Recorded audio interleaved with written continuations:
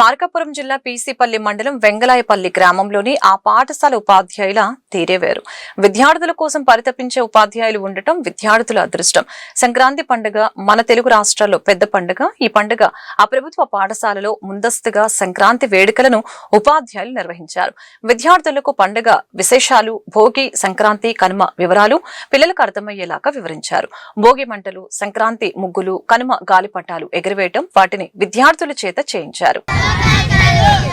సంక్రాంతి పండుగను 3 రోజులు జరుపుకుంటాం.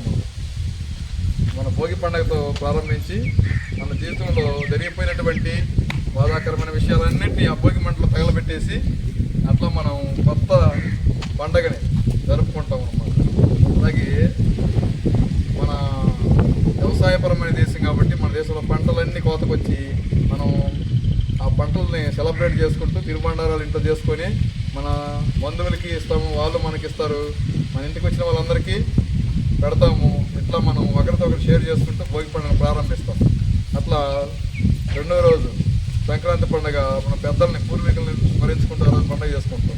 3వ రోజు మన పాడి పంటలు, పశువుల్ని పూజిస్తూ వాటికి అలంకరణలు చేస్తూ అట్లా మనం కనుమ పండుగ కూడా చేసుకుంటూ ఇట్లా మనము తెలుగు వాళ్ళకి ప్రత్యేకమైనటువంటి సంక్రాంతి పండుగని ఎంతో ఆహ్లాదంగా, ఆనందోత్సాహాలతో, కొత్త బట్టలు తెచ్చుకొని కొత్త సంతోషాలతో మన ఇంటికి మన బంధువులు